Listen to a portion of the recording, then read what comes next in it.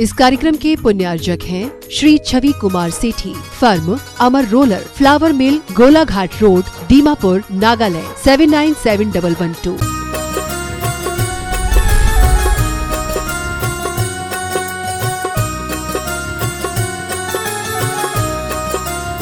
बोलिए आदिम तीर्थंकर आदिनाथ भगवान की, वर्तमान शासन नायक भगवान महावीर स्वामी की जय जय जय।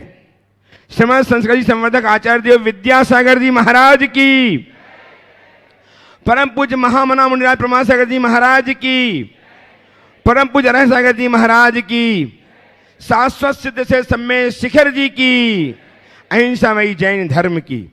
हम उनके श्री चरणों में साक्षात उपस्थित होकर प्रश्न करने के लिए उद्यत हैं।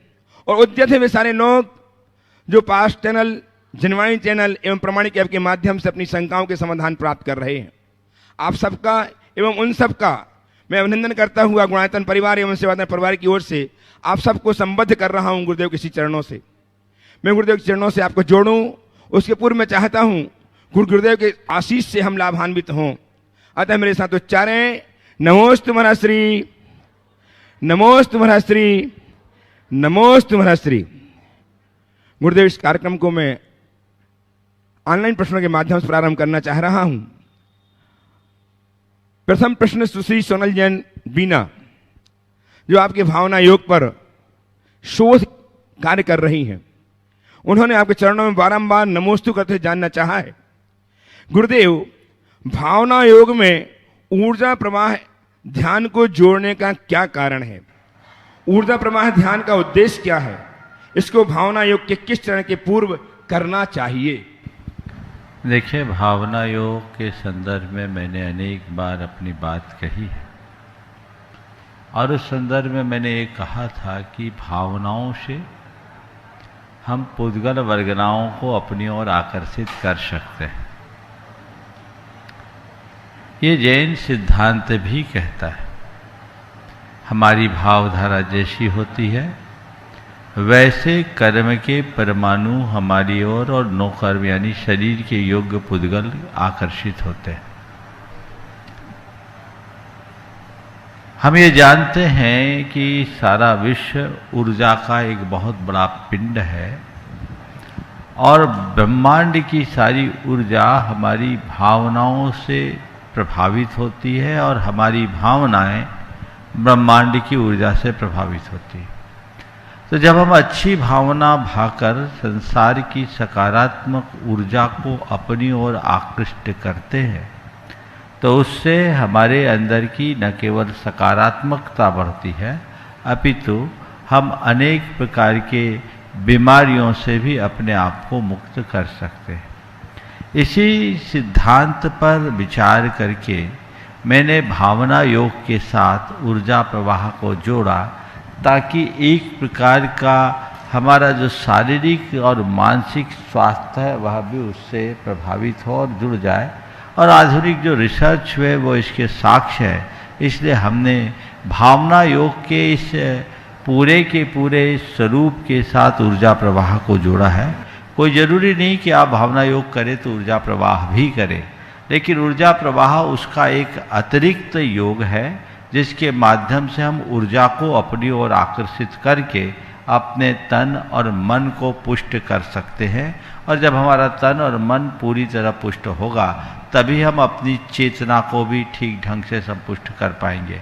तो भावना योग के साथ ऊर्जा प्रवाह को जोड़ने का मकसद यही है कि हम अपनी सकारात्मकता की वृद्धि करें और यह विज्ञान के साथ तो मेल खाता ही है, जैन सिद्धांत के साथ भी इसका मेल है, क्योंकि हमारी भावनाएं कर्म को भी और नो कर्म को भी आकर्षित करती है।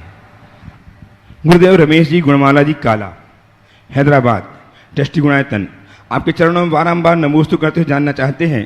वे कह रहे हैं, हे शंका समाधान अधिपति गुरुदेव, आपके चरणों में बारंबार नमोस्तु। गुरुदेव, कल्याणक क्षेत्रों में जहां भी मंदिरों का जीर्णोद्धार या नवनिर्माण हो रहा है वहां पर अपनी ओर से प्रत्येक क्षेत्र में मूर्ति विराजमान करने के भाव हुए, तो अपने परिवार से वर्तमान 24 की, जैसे वाराणसी में सुपार्श्वनाथ, कौशाम्बी में पद्मप्रभ आदि 6 तीर्थंकर की प्रतिमा विराजमान करवा दी। लेकिन गुरुदेव किसी ने शंका डाल दी कि नाम राशि के हिसाब से ही मूर्ति विराजमान करना चाहिए। तो गुरुदेव, क्या भगवान के दरबार में भी राशि का औचित्य है अथवा ऐसे ही विराजमान कर सकते? जब विराजमान कर दी तो दिमाग मत लगाओ। नाम राशि का जो सवाल है ये पंडितों के दिमाग का फल है। अब ज्ञान है तो इस्तेमाल तो करेंगे। लोगों ने सोचा ज्योतिष है तो ज्योतिष का प्रयोग सब दिशा में होना चाहिए, और सब जगह हो तो भगवान के साथ भी ज्योतिष को लगा लो, और उनकी नौमांस मैत्री मिलाकर तीर्थंकरों की नाम राशि के साथ दातार की राशि को जोड़कर लोगों ने बता दिया ये उत्तम होगा, ये अत्युत्तम होगा और ये ठीक नहीं होगा। पर मैं एक ही बात जानता हूँ, अगर आपकी श्रद्धा है तो आप किसी भी भगवान को विराजमान कर दो, अमर हो जाओगे। समझ गए?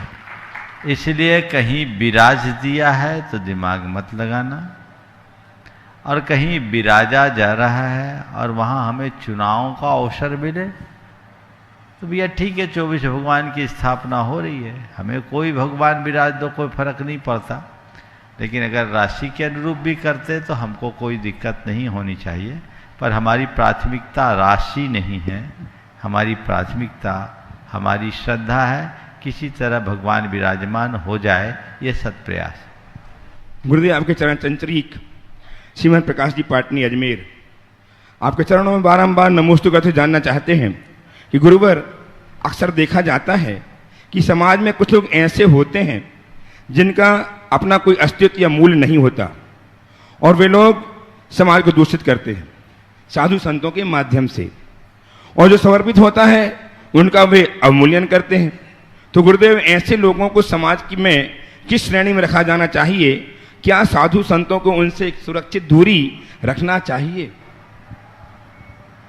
समाज में कई तरह के लोग हैं और धरती पर कई तरह के प्राणी विचरण करते हैं, है ना। एक प्राणी ऐसा है जो गंदगी खाता है और गंदगी मचाता है। समझ गए ना? है, अब धरती पर विचरण करता है, अब हम इसके लिए क्या करें? जिनका स्वभाव ही गंदगी खाने और गंदगी मचाने का है, उनसे सुरक्षित दूरी बनाकर चलने में ही हमारी खैरियत है। हमें ऐसे लोगों को प्रश्रय नहीं करना देना चाहिए जो समाज के व्यापक हितों में बाधक बनते हों। हमें सामाजिक हितों को पूर्ण करके चलने का पूर्ण प्रयास करना चाहिए। गुरुदेव, सीकर निवासी मोरे इम्फाल प्रवासी महानगर के ट्रस्टी श्रीमान CL काला जी, श्रीमती संगमता जी काला आपके चरणों में बारंबार नमोस्तु करते जानना चाहते हैं। वे कहते हैं कि रिश्तों में झुक जाना कोई अजीब बात नहीं। रिश्तों में झुक जाना कोई अजीब बात नहीं, सूरज भी तो ढल जाता है चांद के लिए।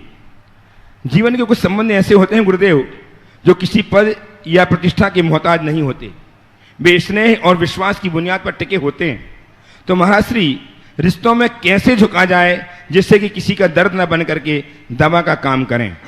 रिश्तों में झुक जाना भी कोई अजीब बात नहीं, सूरज भी तो ढल जाता है चांद के लिए। हाँ, आपने पूछा रिश्ते में किस स्तर तक झुके, तो मैं तो ये कहता हूँ, अगर अपने रिश्ते को मधुर बनाए रखना चाहते हो तो लता की तरह लचीले बनो, कांच की तरह कड़े नहीं। लता की भांति लचीले बनोगे तो तुम झुकोगे, फिर खड़े भी हो जाओ। पर कांच की भांति कड़े बनोगे तो तुम केवल टूटोगे। इसलिए हमें टूटना नहीं है, झुक करके सामने वाले को झुका लेने का रास्ता अपनाना है। गुरुदेव का एक बहुत अच्छा दोहा मुझे याद आ रहा है, उन्नत बनने नत बनो। उन्नत बनने नत बनो, गुरु से लाघव होए, और कर्ण बिना भी धर्म से विजयी पांडव हो। समझ गए? तो आप अपने भारीपन को हल्का करना चाहते हो तो उन्नत बनने के लिए झुकना शुरू करो। जो नत होता है वही उन्नत बनता है। आगे। गुरुदेव रिद्धि जैन, किशनगंज, बिहार, आपके चरणों में बारंबार नमोस्तु करते जानना चाहती हैं कि गुरुवर, कहा जाता है कि समय से पहले और किस्मत से ज़्यादा हमें कुछ नहीं मिलता, लेकिन दूसरी तरफ हमें यह भी सिखाया गया है कि इंसान अपनी किस्मत खुद बनाता है। कर्म का उदय भी तो हमारे कर्म का ही फल है। तो फिर समय और किस्मत कहकर जीवन में लक्ष्यहीन हो जाने जैसा नहीं है। हमें किस पर ज़्यादा भरोसा करना चाहिए, समय, किस्मत या खुद के वर्तमान काल के कर्म करने पर? कृपया समाधान दीजिए। अनेक बार इस संदर्भ में मार्गदर्शन दिया है। समय, किस्मत या वर्तमान काल के कर्म, किस पर हमें भरोसा करना चाहिए? मैं तो हमेशा ये कहता हूँ, मेरे किस्मत में क्या है मुझे पता नहीं, मेरा समय कैसा है ये मुझे फिर भी दिखता है। पर यदि मेरे मानस में ये बात हो कि मुझे क्या करना है वो करूं, तो खराब समय भी ठीक हो सकता है और हमारी किस्मत भी चमक सकती है। जो केवल किस्मत के भरोसे बैठे रहते हैं वे अपने जीवन में कुछ नहीं कर पाते, लेकिन जो लोग किस्मत के साथ किस्मत की जगह अपने कर्म पर भरोसा करके चलते हैं और सतत उद्यमशील बनते हैं, वे अपने जीवन में वह सब कुछ घटित कर लेते हैं जिसकी साधारण व्यक्ति कल्पना भी नहीं कर सकता। गुरुदेव, गोधरा से अशोक कुमार जी, मीनू जैन, कोटि कोटि नमन करते हुए जानना चाहते हैं कि गुरुदेव, मैं शंका समाधान का रत्नाम चातुर्मास से नियमित सोता हूँ। महाश्री, अब मुझे आपके कारण 6 द्रव्य, 7 तत्व, 9 पदार्थ एवं कर्म सिद्धांत पर सिद्धांत होने लगा है। मेरी उम्र 57 वर्ष है। मैं नौकरी भी करता हूँ। अब मुझे अपने अगले भाव को लेकर बहुत चिंता होती है। शरीर की एवं जॉब की वजह से मैं धार्मिक क्रियाओं में भाग नहीं ले पाता हूँ, पर सुबह घर में ही अभिषेक पाठ, निर्माण कांड आदि जाप करता हूँ। आप कल्याण हेतु गुरुदेव कोई सार्थक मार्ग मुझे सुझाएं, आप ही मेरे गुरुवर हैं। बहुत अच्छी बात है, आपका रुझान धर्म के प्रति हुआ, आपका श्रद्धान भी बढ़ा। इसे बरकरार रख करके चलिए और अपने जॉब और अन्य व्यस्तताओं के कारण यदि धार्मिक क्रियाओं को आप एक आम जनों के आम व्यक्ति की भांति नहीं कर सकते, कोई बात नहीं, पर आप जिस स्तर पर कर सकते वो करिए और जब मौका मिले तो आगे बढ़ चढ़ करके धार्मिक क्रियाओं को निभाइए। भावना भाइये, जब तक मेरा ये दायित्व है तब तक ठीक है, मैं उसके अनुरूप करूं। जिस दिन मेरा दायित्व पूरा होगा मैं अपने आप को पूरी तरह धर्म ध्यान के लिए समर्पित करूंगा और अपने शेष जीवन का उत्थान करूंगा। गुरुदेव, गार्डन ट्रस्टी शंकर जी गौहाड़े, संगीता जी गौहाड़े, अकोला, बारंबार नमोस्तु अर्पित करते जानना चाहती हैं कि जिसकी शरण से दुखों का हरण हो वे शरण 4 हैं, और जो हमारे आत्मा को कसे वे कसाय भी 4 हैं। जिससे हमारे जीवन में पुण्य बढ़े वे आराधनाएं भी 4 हैं। संसार में भ्रमण करना पड़ता है वे गति भी 4 हैं, और जो दिल से सुने तो जीवन बदल दे ऐसी आपकी बातें भी 4 हैं। तो गुरुदेव, इन 4 बातों में जीवन का क्या सार है, कृपया समाधान करें। बहुत अच्छा 4 का तुक मिलाया है आपने 4 बातें कही। सबसे पहले क्या कहा? जिससे जो हमारे 4 शरण है, कसाय, 4 कसाय है, 4 आराधना है और गतियाँ 4 है, और इन सब के साथ हमारी बातें 4 है, अनुयोग भी 4 है। बस मैं इतना ही कहूँगा, इस 4 पर विचार कर लो तो 4 चांद लग जाए। ज़्यादा कुछ कहने की जरूरत नहीं है। 4 पर जो विचार करे उसके जीवन में ही सार है, बाकी सब बेकार है। गुरुदेव, गढ़ा कोटा सागर से प्रवीण जी सिंघई नमोस्तु अर्पित करके जानना चाहते हैं, गुरुवर, हम सब ने कभी न कभी उन पेड़ों के फल जरूर खाए, हाँ? हम सब ने कभी ना कभी उन पेड़ों के फल जरूर खाए हैं जो हमने रोपे नहीं हैं। तो हे गुरुवर, बदले में हमें ऐसे बगीचे लगाने का बड़ा दिल कैसे बनाएं जिनके फल हमें कभी पाने की आशा भी ना हो। बहुत सुंदर। हमने उन पेड़ों के फल जरूर खाए हैं जिन्हें हमने कभी न लगाए। बदले में हम वो पेड़ कैसे लगाए जिनके फल खाने की कोई संभावना भी न रहे। इसी का तो नाम कृतज्ञता है। हमने पुरखों के लगाए पेड़ का फल आज खाया है, तो हमें चाहिए कि आने वाली पीढ़ियां भी फल खाते रहे, ये सुनिश्चित करने के लिए अपने हाथों से कुछ पेड़ लगा दे। जिस मनुष्य के हृदय में कृतज्ञता का भाव होता है वही ऐसा कर पाता है। संत कहते हैं केवल अपने हितों की बात कभी मत सोचना, अपने हितों के साथ साथ औरों के हितों का भी ख्याल रखना। जो मनुष्य केवल अपने हितों तक सीमित रहता है वो यहीं अटक जाता है, और जो अपने हितों के साथ औरों के हितों का ख्याल रखता है उसके लिए कहीं कोई कठिनाई नहीं होती। इसलिए अपने हितों के साथ औरों के हितों का भी ख्याल रखना अत्यंत आवश्यक है। धर्म और संस्कृति का सजा भव्य वितान कदम मिलाकर बह चले धर्म और विज्ञान।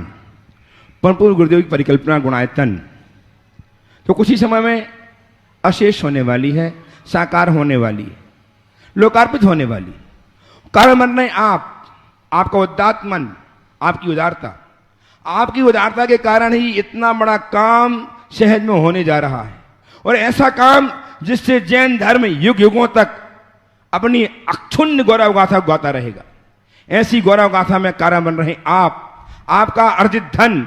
आज ही बहुत सारे लोगों ने अपने आप गुणांतर से जोड़कर अपने जीवन को धन्य किया है, स्वर्णिम बनाया है। मैं उनके नाम उच्चार रहा हूं, आप उन तक अपनी करतल ध्वनि से अपनी अनुमोदना अवश्य प्रेषित करें। श्रीमती निर्मला कुमारी जैन, मीना जी, मुकेश जी, माला जी, अरविंद जी, कैलाश चंद जी जैन कोटा, इन्होंने अपने आप को गुणायतन के सारथी के रूप में अपने जोड़ा है, बहुत सूत्रधार के रूप में जोड़ा है। बहुत बहुत साधुवाद।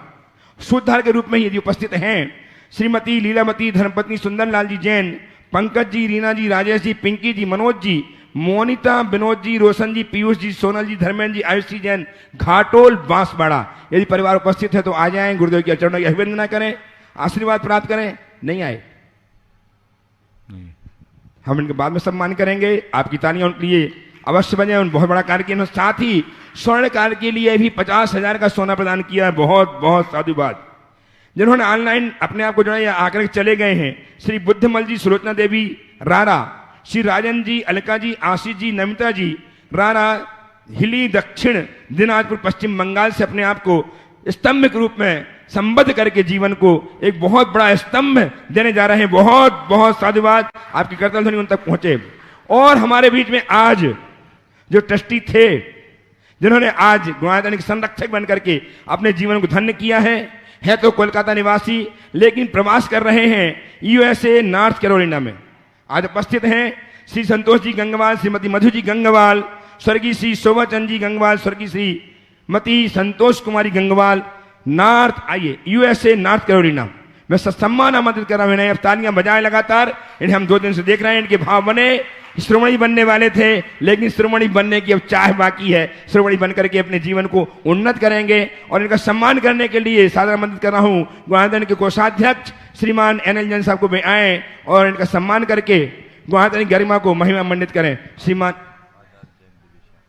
और एनएल जैन साहब, आजाद जैन, एनएल जैन साहब के साथ आजादी जैन विदिशा ट्रस्टी गुणायतन, वे भी आ जाए। आज हमारे बीच में हैं जो ट्रस्टी हैं गुणायतन के। तालियां बजाने के लिए सम्मान, तालियां बजाएं, सम्मान करने आ रहे हैं। और आपका सम्मान तालियों से निरंतर होता रहे आपके माध्यम से। आइए महिला जी, पूनम जी बजाएं सम्मान करने के लिए। श्रीमती पूनम जी, श्रीमती मधु जी का सम्मान करने के लिए पहुंचे। श्रीमती पूनम जी CEO गुणायतन की धर्मपत्नी सुभाष जी की तालियां लगातार बजती रहें। आप लोगों की सम्मान जब तक चल रहा है आपकी तालियां बजती रहनी चाहिए। साथ ही गुणायतन के स्वर्ण कार्य के लिए श्रीमती लता देवी चौधरी, श्री देवेंद्र कुमार जी चौधरी मुंगावली, इन्होंने स्वर्ण दान किया है अंगूठी के माध्यम से, और रजत दान देकर के अपने जीवन को रजतमय बनाया है श्रीमती सुशीला जी परासनाथ एजेंसी मणिदीप रायसेन, बहुत बहुत साधुवाद। श्रीमती पुष्पा देवी खरगापुर, इन्होंने भी चांदी प्रदान करके चांदी किया है जीवन को, बहुत बहुत साधुवाद। मैं अब आप सबको प्रत्यक्ष उपस्थित करके गुरुदेव के श्रीमुख से समाधान दिलाने का प्रयास करूंगा। पहला प्रश्न, चलिए संतोष जी, पहला प्रश्न करेंगे श्रीमान संतोष जी, श्रीमती मधु जी गंगवाल, प्रवासी नॉर्थ कैरोलिना अमेरिका, निवासी कोलकाता, संरक्षक गुणायतन। प्रश्न माइक दीजिए। तैयार रहेंगे श्रीमान एनएल जैन साहब, कोषाध्यक्ष गुणायतन, प्रश्न के लिए तैयार रहेंगे। नमस्तु महाराज जी, बहुत नमस्तु महाराज जी, नमस्तु महाराज जी, नमस्ते। मेरे को नहीं मालूम था इतना बड़ा सम्मान है ये, तो शब्द नहीं है कैसे बताऊं, बात करूं इस बारे में। तो मैं चाहता हूं कि मैंने तो गुणायतन को देखा और मैं महाराज जी की सोच को देखा। इस गुणायतन को आगे बढ़ाने के लिए सबसे बड़ी बात तो ये है कि अपने हमारे युवक लोगों के लिए ये बहुत बड़ी प्रेरणा होगी जो यहाँ पे दिखाया जाएगा। जो राइड बन रही है 16 मिनट की, और ऑडिटोरियम जो बन रहा है उसमें, उसके लिए हमारा छोटा सा योगदान, हम बहुत भाग्यशाली हैं एक्चुअली ये योगदान करके। सवाल भी है क्या? कोई सवाल है तो पूछ लीजिए। तो मेरा क्वेश्चन थोड़ा सीरियस टाइप का है। भावनात्मक दुर्व्यवहार या शोषण, या इमोशनल अब्यूज जिसको इंग्लिश में बोलते हैं, वो दिखाई नहीं देता, लेकिन दो व्यक्तियों के बीच में जो बहुत ही क्लोज हैं एक दूसरे के, होता है, जिसको भावनात्मक जो सोच रहा है कि उसको वो भावनात्मक शोषण का शिकार है, उसको किस तरह से आगे बिहेव करना चाहिए, किस तरह से उसके आगे चलना चाहिए। बहुत ही अच्छा सवाल आपने किया। भावनात्मक शोषण या भावनात्मक दुर्व्यवहार के शिकार व्यक्ति को सामने वाले के प्रति कैसा दृष्टिकोण रखना चाहिए। देखिए, इसमें मैं दो बातें आपसे कहूँगा।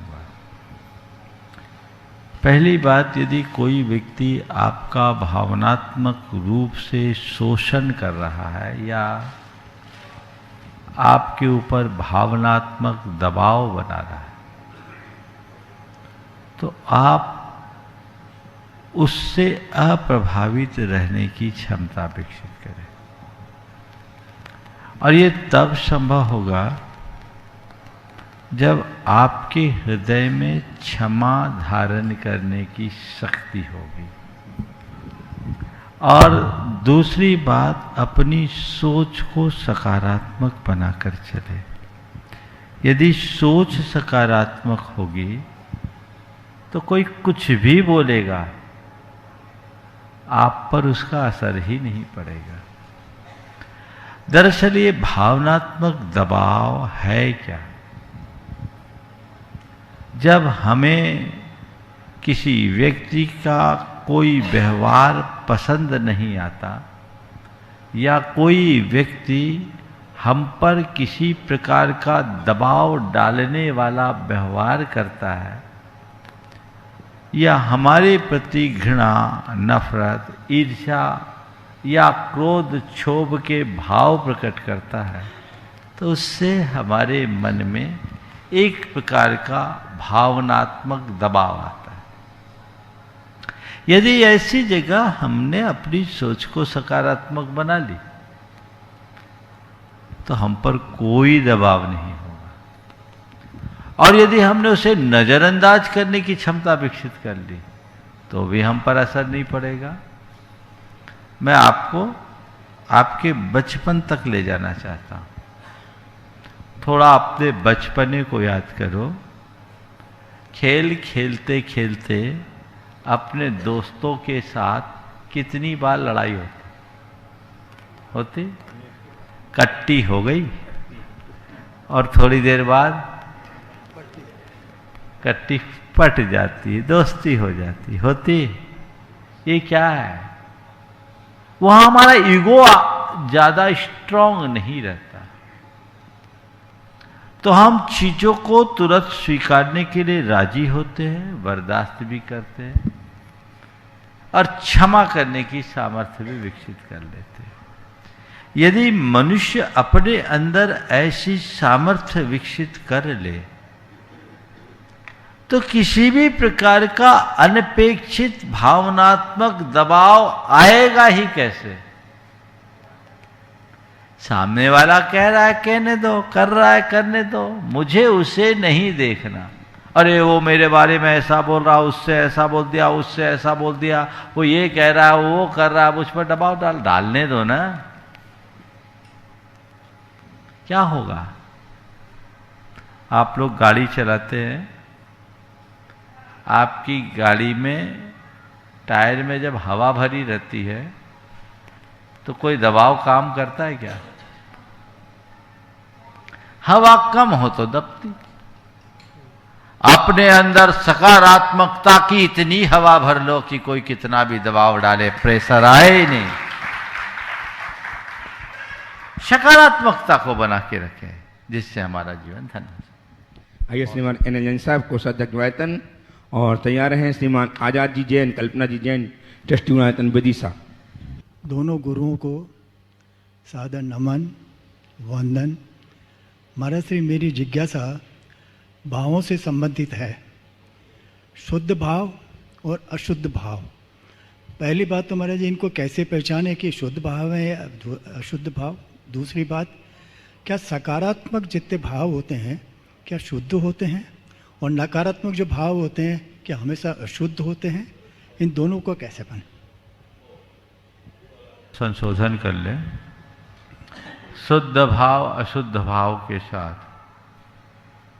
इसे थोड़ा संशोधित करें, शुभ भाव अशुभ भाव और शुद्ध भाव कर ले। जब हम शुद्ध भाव और अशुद्ध भाव की बात करते हैं तो एक तो है शुद्ध भाव, जिसमें हमारे अंदर रंच मात्र भी राग भाव न हो, और दूसरा अशुद्ध भाव जिसमें राग भाव हो। ये राग भाव युक्त जो हमारे भाव होते हैं वो दो प्रकार के होते हैं, शुभ और अशुभ। हमारे मन की जितनी भी नकारात्मकताएं, चाहे वो मन की या हमारी अन्य प्रवृत्तियों की, वे सब अशुभ भाव की श्रेणी में आते हैं। और हमारे अंदर की जितनी भी सकारात्मकता है वे शुभ भाव में आते हैं। तो हम अपने अंदर की सकारात्मकता को शुभ भाव के रूप में देख सकते हैं और नकारात्मकता को अशुभ भाव के रूप में। नकारात्मकता से बचे, सकारात्मकता को अपनाएं, और जब हम पूर्ण सकारात्मकता को प्राप्त करते हैं तो फिर निर्विचार दशा होती है। जो निर्विकार है उसे ही शुद्ध भाव। नमस्ते महाराज। आइए श्रीमान आजाद जी, कल्पना जी जैन, ट्रस्टी आयतन विदिशा से तैयार हैं श्री इंजीनियर श्रेयस जैन अपनी मम्मी श्रीमती श्रुति जैन के साथ, पिंडरई, व्रती नगरी पिंडरई। मुनिद्वय के चरणों में बारंबार नमोस्तु नमोस्तु नमोस्तु। गुरुदेव, मेरा प्रश्न अभिपाक निर्जरा से संबंधित है।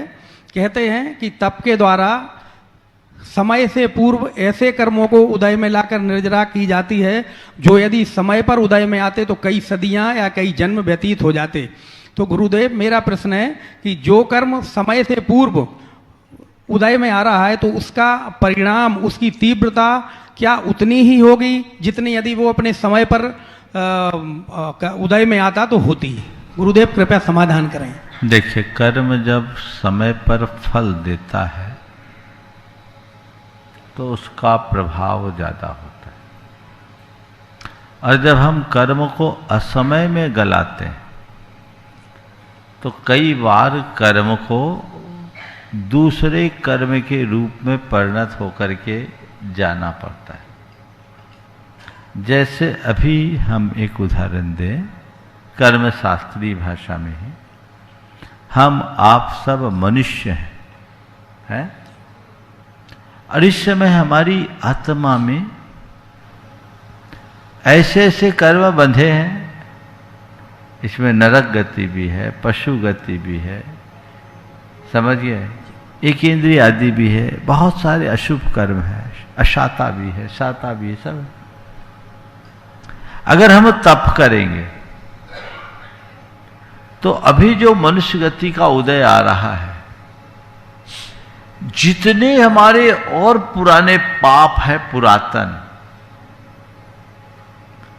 तो उन सब पापों को मनुष्य गति के रूप में निकलना पड़ेगा, क्योंकि दरवाजे पर मनुष्य गति बैठा है। अंदर से धक्का मारेंगे तो उनको मनुष्य गति का रूप धरना पड़ेगा, समझ। तो ये अविपाक निर्जरा जो होती है वो उदीर्णा पूर्वक होती है, और उदीर्णा में जो भी कर्म को गलाया जाता है वो उस समय उदय में रहने वाले कर्म के रूप में ढाल करके गलाते हैं, समझिए। तो अविपाक निर्जरा में कर्म का फल भोग टल जाता है, और सविपाक निर्जरा में कर्म का फल भोग करना ही पड़ता है, समझ गया। तो इसलिए तप के द्वारा जो निर्जरा होती है वही मोक्ष मार्ग में अंगीकृत मानी गई। नमस्कार। उपस्थित हो इंजीनियर इस विषय में एक बात ध्यान रखना, अविपाक निर्जरा में जो मैंने अभी बात की, ये अनुदय प्राप्त कर्मों की बताई। उदय प्राप्त कर्म की निर्जरा भी थोक में जाती है तो उसी धार में वो भी निकल जाता है, उसका फल भोग होगा लेकिन उसकी तीव्रता कम होती है। नमस्ते। आइए इंजीनियर श्री श्रेयस जैन अपनी मम्मी श्रीमती श्रुति जैन के साथ व्रतनगरी पिंडरई से तैयार है श्री अमन जैन खरगापुर टीकमगढ़ से। द्वय मुनिराजों के चरणों में बारंबार नमोस्तु। आरिका रत्न पिंडरई में चातुर्मास रत्न आरिका रत्न 105 ऋजुमती माता जी सत्संग का भी नमोस्तु महाराष्ट्री। मेरा प्रश्न यह है कि प्रत्येक व्यक्ति का जीवन में कोई ना कोई लक्ष्य होता है, लक्ष्य की प्राप्ति हो यह तो जरूरी नहीं है, तो लक्ष्य प्राप्ति में हताशा ना हो इसके लिए क्या करना चाहिए गुरुदेव?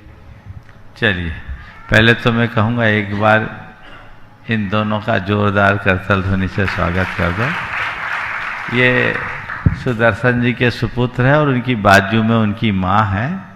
इन लोगों का सहयोग है तभी सुदर्शन यहाँ रह पाता है, इसलिए एक बार जोरदार करतल ध्वनि। तुमने बहुत अच्छा सवाल किया है कि लक्ष्य की प्राप्ति में बाधा होने पर मन को हताशा से कैसे बचाए। देखिए, 4 बातें कहता हूं। आत्मविश्वास से भरकर रहो, पहली बात। अपने आत्मविश्वास को कहीं कम न होने दो। जो भी मेरा लक्ष्य है, विश्वास होना चाहिए कि नहीं, मैं उसे प्राप्त कर दूंगा, करूंगा, मैं कर सकता हूं, समझ गए। दूसरी बात, धैर्य रखो, अधीर मत हो। लक्ष्य पाना है, लक्ष्य के लिए मैं लगा हूं, परिणाम आएगा आएगा आएगा, शब्द करो, अधीर मत हो। जब आत्मविश्वास कमजोर होता है, नकारात्मकता छाती है, मन अधीर हो उठता है, हताशा आती। यदि तुम्हारा आत्मविश्वास जागृत रहेगा, तुम्हारे मन में धैर्य आएगा, तो तुम्हारे अंदर आशा की किरण जगेगी, आशावादी बनोगे, हताश नहीं होंगे, समझ गए। और इसके साथ अंदर सकारात्मकता होगी, पूरे लगन के साथ लगोगे तो लक्ष्य जरूर पूरा होगा। इसलिए जो भी हमारा लक्ष्य है, अपने लक्ष्य का निर्धारण करें, उसके लिए सतत पुरुषार्थ जगाए, आत्मविश्वास के साथ, धैर्य के साथ और पूरी लगन से सकारात्मकता के साथ लक्ष्य जरूर पूरा।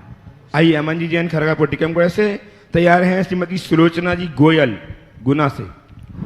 नमस्ते महाराज जी, मेरा क्वेश्चन यह है कि अगर कोई अभिषेक करता है उसी वेदी में, उसके बाद कोई दूसरा पुजारी आता है और वो उसी वेदी में उन्हीं भगवान का अभिषेक करता है, तो उसमें पाप लगेगा या नहीं लगेगा? अनेक बार इसमें बोल दिया, अभिषेक तो अभिषेक महोत्सव की तरह होना चाहिए, बार बार अभिषेक नहीं करना चाहिए। नमस्ते। सुलोचना जी आ जाएं गुना से। तैयार हैं श्रीमती संध्या जी जैन विद्यासागर नगर सागर। मुनिद्वय के चरणों में बारंबार नमोस्तु नमोस्तु नमोस्तु। गुरुदेव, मेरी शंका है, मैं चाहती हूँ, मैं 12 वर्षीय पाठ्यक्रम में द्वितीय वर्ष में अभी पढ़ रही हूँ, तो परिभाषाएं याद करती हूँ, खूब अध्ययन करती हूँ, स्वाध्याय करती हूँ, लेकिन भूल जाती हूँ। तो ऐसा क्या करें कि स्मृति हमारी तेज हो जाए और याद बना रहे? बार बार पढ़ो, धीरे धीरे याद हो। चलिए। श्रीमती संध्या जी विद्यासागर नगर सागर। और तैयार हैं अंकित जैन मंडली भोपाल। पूज्य गुरुदेव और उदय के चरणों में मेरी आत्मा के अनंत प्रदेशों से कोटिशः नमन। नमोस्तु नमोस्तु नमोस्तु। महाराज जी, हम सब सागर से यहाँ सम्मेद शिखर जी आज ही आए हैं, गुड़ायतन देख के बहुत प्रसन्नता हुई। महाराज जी, बस एक शंका है कि हम घर से आते हैं बहुत उत्साह उमंग के साथ, और कभी कभी कुछ घटनाएं ऐसी हो जाती हैं कि सम्मेद शिखर जी में वंदना करने का बहुत मन बनाते हैं, बहुत उत्साह होता है, लेकिन उसके कारण थोड़ा या शारीरिक अस्वस्थता के कारण ऐसे लगता है कि डोली से वंदना कर लो। तो हम क्या अपने मन को कैसे दृढ़ बना पाएं कि हम खूब अच्छे से भक्ति भाव पूर्वक अत्यंत श्रद्धा से वंदना कर सकें? महाराज जी, इसके लिए कुछ देखिए, उपाय? वंदना का भाव लेकर आना बहुत अच्छी बात है और अपने भाव को जागृत रखना ही चाहिए। जिस भाव से आप आए हैं उसी भाव से वंदना करनी चाहिए। सामान्य अगर कोई थोड़ी बहुत शारीरिक शिथिलता है तो अपने मनोबल को मजबूत करके जाना चाहिए। लेकिन अगर ऐसी कोई शारीरिक स्थिति है जिसमें कोई खतरा हो तो फिर डोली से वंदना भले कर लो और वहाँ जाकर अपनी पूरी कसर निकाल लो। हर टोंक पर अपना अधिक से अधिक समय दो, धर्म ध्यान करो। मैं ऐसा उन लोगों के लिए कह रहा हूँ जो बहुत ज़्यादा डायबिटिक है, जो कार्डिक पेशेंट है, जिन्हें रक्तचाप की बीमारियां हैं। महाराज जी, एलर्जिक अस्थमा। हाँ, तो जो इस तरह की बीमारी है जहाँ ऊपर जाने से कठिनाइयाँ हो सकती हैं, उनको अपनी शरीर की स्थिति देख करके ही निर्णय लेना चाहिए, क्योंकि फिर चीज़ें कई बार हमारे नियंत्रण से बाहर हो जाती। कीजिए शक्ति प्रमाण, शक्ति बिना श्रद्धा दे। इस बात को सदैव ध्यान में रखकर चले, और जो भी जाए जिनको बीमारियां हैं वे अपने साथ आवश्यक औषधियां लेकर जाएं तो ज़्यादा अच्छा। महाराज जी, एक प्रश्न। महाराज जी, ये मेरे बेटे बहू हैं, इनका चक्रवर्ती विवाह किया है, इनको लेके पहली बार सम्मेद शिखर जी आई हूँ। आप सबका आशीर्वाद। नमोस्तु। अंकित जैन मंडीदीप से उपस्थित हो। और तैयार हैं व्रती बहन श्रीमती शशि जी रमेश जी जैन मंडी ममोरा गुणानंद संबद्ध जो हैं सादर आमंत्रित हैं। और तैयार हैं पूनम जी जैन सागर। नमोस्तु महाराज जी। अभी ये प्रश्न भैया ने पूछ चुका है, लेकिन मैं फिर से पूछना चाहूँगा कि ये लाइफ से रिलेटेड प्रश्न है कि अगर कोई व्यक्ति अपने जीवन में बार बार असफल हो रहा है, वो परिश्रम भी करता है, परंतु जब वो दूसरों को उसी काम में सफल होते हुए देखता है तो उसे बहुत ज़्यादा नकारात्मक विचार आते हैं, तो इससे वो कैसे बढ़े? उसे गलत ख्याल आते हैं, तो इससे कैसे बचें और आगे बढ़ें? मैं तुम जैसे युवकों को केंद्र में रखकर इसका उत्तर देना चाहूँगा, खासकर प्रतियोगी परीक्षा में भाग लेने वालों के लिए। किसकी तैयारी कर रहे हो तुम? जी, MPPSC। MPPSC। कितने लोग बैठते हैं? जी, 2 लाख। सीट कितनी होती है? 3000। 1,97,000 को तो विफल होना ही है। जी, ये तो उसी दिन निश्चित हो गया था जिस दिन तुमने एग्ज़ाम लिखा था। एप्लीकेशन लिखा? हाँ, एप्लीकेशन दिया था। ठीक है ना। तो जिस दिन तुमने अपना आवेदन दिया उसी दिन निश्चित हो गया कि 2 लाख में मुझे चुनना है। तो 1,97,000 के लिए तो कोई दूसरा ही रास्ता चुनना पड़ेगा ना। तो फिर क्या करें महाराज जी?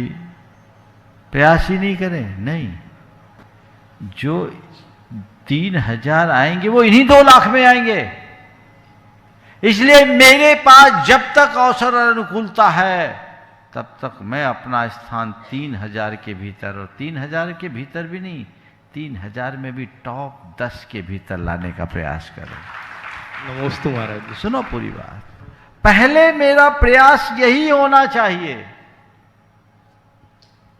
लेकिन अगर इतना सब कुछ करने के बाद भी मान लो सफल नहीं हुए, तो ये मत सोचना कि जो पीएससी में सिलेक्ट हो गया उसका ही कैरियर है। दुनिया तो बहुत बड़ी है, वो 1,97,000 तो जिंदा रहेंगे, समझ गए? हाँ महाराज। तो हम फिर दूसरी संभावना तलाशेंगे, लेकिन तब जब ये दरवाजा बंद होगा तब। दूसरी, जब तक अवसर और अनुकूलता है, लक्ष्य की प्राप्ति की अंतिम संभावना तक डटे रहो। ये प्रतियोगिता है। प्रतियोगिता जीतने के लिए भाग ली जाती है, पर प्रतियोगिता में एक जीतता है तो दूसरे को हारना पड़ता है। उस हार को स्वीकारना भी चाहिए, मायूस मत हो। मेरे संपर्क में ऐसे बहुत सारे युवक हैं जो आईएएस बनना चाहते थे, नहीं बन पाए। आज वो पढ़ा रहे हैं और उनके पढ़े हुए अनेक आईएएस हैं।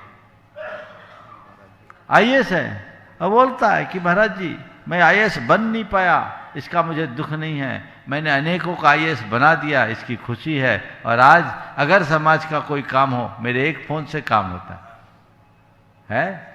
ऐसे बहुत से, हो सकता है तुमको पढ़ाने वालों में भी ऐसे ही होंगे, है महाराज जी, है ना।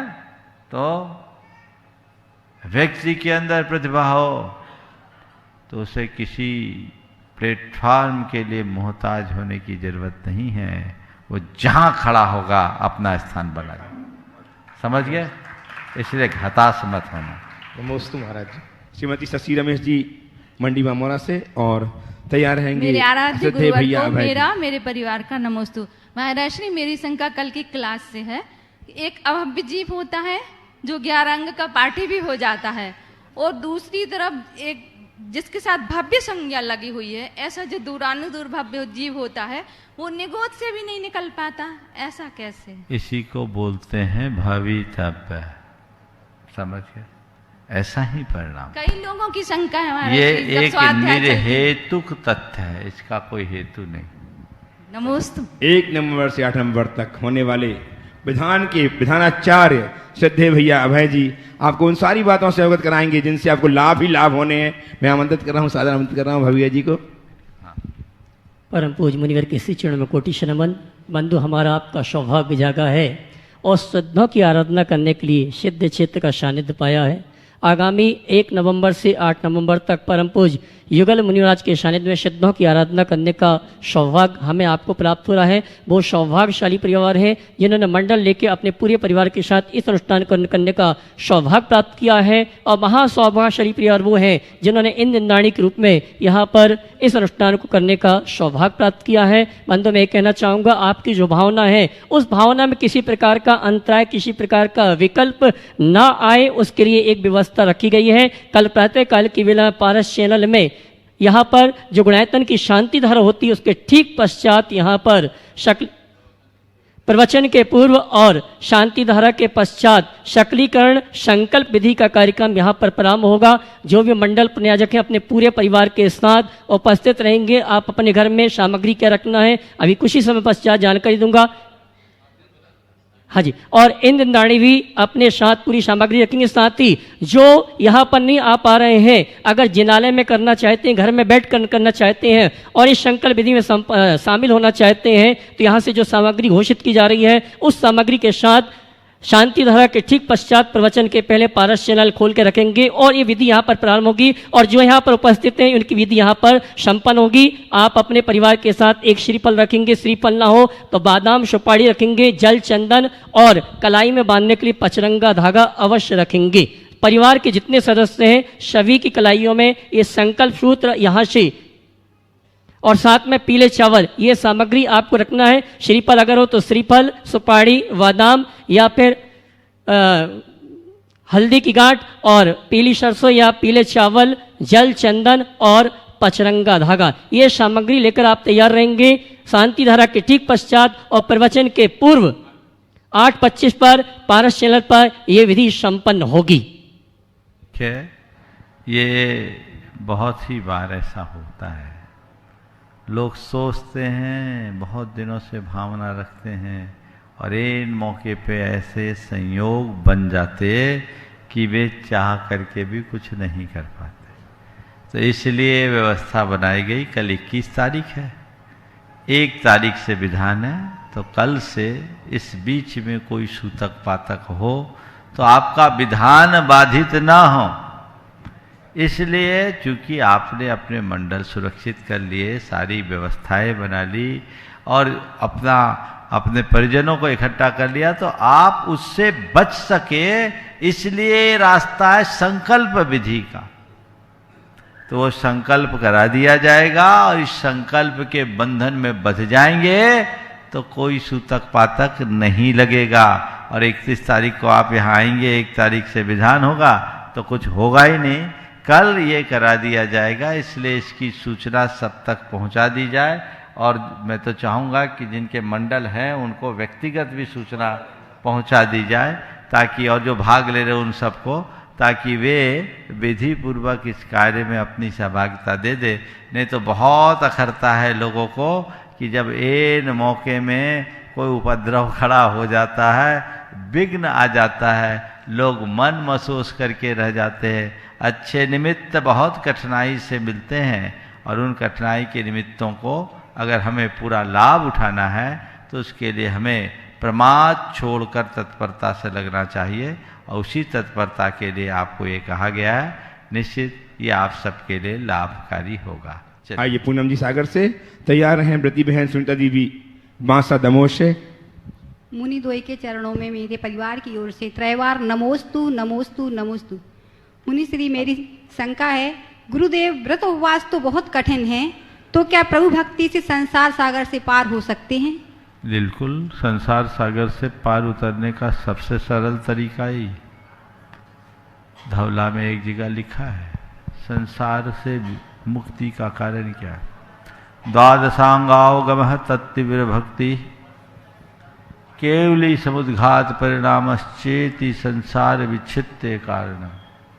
द्वादशांग का ज्ञान, तीव्र भक्ति, केवली भगवान का समुद्घात, ये संसार के मुक्ति का कारण है। सबसे सरल माध्यम यदि कर्म काटने का है तो भगवान की भक्ति।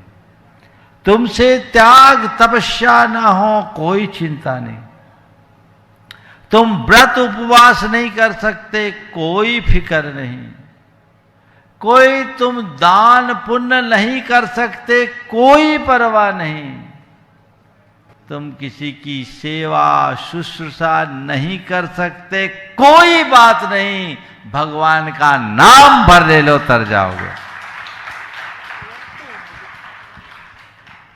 भगवान का नाम भी कल्याण का कारण बनता है। आस्ताम तव नमस्त समस्त दोषम तत्संखथापि।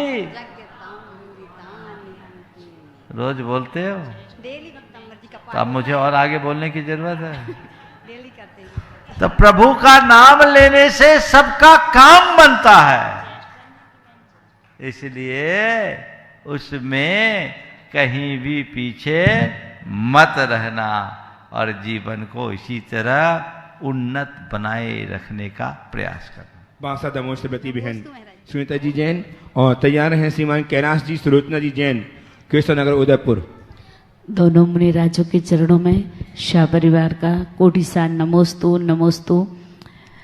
महाराज जी, मैनचेस्टर से प्रियंका जैन, सरोज भाभी जी की बिटिया का प्रश्न है कि अगर अभी 10 लक्षण पर्व में वहाँ भैया गए थे तो प्रतिमा को ले जा करके पूजन अभिषेक करवाया, तो वहाँ अगर रोज अभिषेक ना हो, एक प्रतिमा रख करके संडे संडे अगर अभिषेक कर लें तो क्या हम लोग वहाँ जिनबिंब में विराजमान कर सकते हैं? देखिए, ऐसा कहते हैं कि रत्न की प्रतिमा अगर रखे और किसी परिस्थिति वश उसका नित्य अभिषेक न हो और वो चल बिंब है तो चल सकता है। इसलिए रत्न के भगवान विराजमान कर दो। सिंगापुर में, मलेशिया में, अमेरिका में लोगों ने विराजमान किया है, और कोशिश करो कि भगवान का अभिषेक नियमित हो। नहीं हो तो फिर विशेष अवसरों पर किया जा सकता है। रत्न के जिन बिंब प्रतिष्ठित कर सकते हैं। महाराज जी, हमारा अपना क्वेश्चन है कि जो सिद्धि चक्र महामंडल विधान करते हैं, सामूहिक विधान करने में ज्यादा पुण्य का बंध है या व्यक्तिगत रूप से अकेले विधान करवाने में ज्यादा पुण्य का बंध है? देखिए, विधान, सिद्ध चक्र विधान अपने द्रव्य से किया गया विधान ही सर्वोत्तम होता है, और प्रत्येक व्यक्ति को अपने द्रव्य से पूर्ण विधान करना चाहिए। और लोग अपने द्रव्य से विधान करें, इसीलिए इतने सारे मंडल रचे जाते हैं। यहाँ 48 मंडली विधान क्या है, जिसमें तुम्हारे भगवान, तुम्हारा मंडल, तुम्हारा द्रव्य, तुम्हारी पूजा, तुम्हारी पुस्तक, तुम्हारा परिवार, तुम्हारी भक्ति, तुम्हारा पुण्य, और गुरुमुख से एक साथ मंत्र। तो यहाँ पर जो सिद्ध चक्र विधान है, उस विधान में 48 मंडल है, पूरे हो गए। समझ गए? थे तो ज्यादा, कुछ कैंसल हुए तो भी 48 अभी तक पूरे आज तक तो है। हालांकि छपते छपते होते, आखिरी तक 2-4 ऊपर नीचे होंगे, आज भी ऊपर नीचे हुए। तो ये आप अपने जीवन में यदि एक बार सिद्ध चक्र विधान करने की साध रखते हो तो ऐसे करो। अकेले कराना है तो अकेले परिवार का बुला लो, कर लोगे विधान, बाकी सब हो जाएगा। महाराज को छोड़कर, महाराज नहीं मिलेंगे, बिना क्योंकि महाराज के व्यक्तिगत विधानों में मैं टाइम नहीं दे पाता। अष्टानिकाओं में जब सामूहिक होता है तो बहुत संख्यक लोगों को लाभ मिलता है, उस पूरे विधान में हमारी सहभागिता होती है, पूरा मंत्र उसमें होता है। बाकी का कोई योग बन जाए तो बात अलग है। इसलिए ऐसा जो विधान होता है उसमें मौका नहीं चूकना। इस विधान में तो अब चांस की संभावना कम है, लेकिन आगे के लिए लोग अपने भाव बना के रखे तो उसका लाभ मिल सकता है। अभी भी जिस रूप में लिया जा सके, हम पूरा ना कर पाए तो कम से कम एक आध दिन आकर के तो करे, ताकि मेरा पुण्य बढ़े और मैं पूर्ण विधान करने का भी सौभाग्य प्राप्त कर सकूं। जो यहाँ कर सके अति उत्तम, यहाँ नहीं कर सके तो घर में टीवी खोलकर सिद्ध चक्र के मंत्रों को अनुगुंजित करा देना, पूरे घर की शुद्धि हो जाएगी, वहाँ की नकारात्मकता दूर होगी। पर पवित्रता के साथ, ऐसे नहीं कि टीवी तो चलते रहे और तुम खाते पीते रहो, तो अभिनय होगा। उतनी पवित्रता को बरकरार रखो, अपने घर की शुद्धि करो। बहुत सारे लोगों ने घर में ही विधान किया है, आगे भी किया करते रहा, तो ऐसा प्रयास करते रहना चाहिए। अपने द्रव्य से संपूर्ण विधान की आराधना का भाव हर व्यक्ति को करना चाहिए, रखना चाहिए। जीवन में एक बार करो और सिद्ध क्षेत्र में करो और मूल संस्कृत का करो और गुरु सानिध्य में करो तो सोने में सुहागा। महाराज जी, सिद्ध चक्र महामंडल विधान में एक दिन का पूरा द्रव्य हमारे परिवार की तरफ। बहुत सुंदर, बहुत बहुत साधुवाद, साधुवाद। बोलिए सुरत। नमोस्तु महाराज जी, नमोस्तु महाराज जी, नमोस्तु महाराज जी। उदयपुर में विराजमान वसुनंद जी महाराज जी के 2 शिष्य, सदानंद जी, पवित्रानंद जी, उनकी तरफ से भी नमोस्तु महाराज जी। महाराज जी, मेरा जो जिज्ञासा, आपका मार्गदर्शन चाहिए। महाराज जी, आज की तारीख में एक मंदिर बनाते हैं और एक साधु संतों की सेवा करते हैं, तो मेरा सोच ऐसा है कि जो साधु संतों की जो सेवा से जो धर्म का प्रचार होता है वो ज़्यादा बेटर है बनिस्बत मंदिर बनाने के। तो महाराज जी समाज को इस बारे में क्या करना चाहिए कि साधु संतों की सेवा की मंदिर भी बनाओ और साधु संतों की सेवा भी करो। मंदिर बनाओगे तभी तो साधु संत रह पाएंगे, पर केवल मंदिर में बनाने में लग जाओ और जीवित मंदिरों की उपेक्षा करो, ये ठीक बात नहीं है। मंदिर की रौनक भी तभी है जब साधु संत है, इसलिए साधु संतों की सेवा तो करनी ही चाहिए। इस प्रकार आज के सत्र को परम पूज्य गुरुदेव के चरणों में नमन अर्पित करते हुए यहीं पर विराम। बोलिए परम पूज्य आचार्य गुरुवर श्री विद्यासागर जय जय जय परम।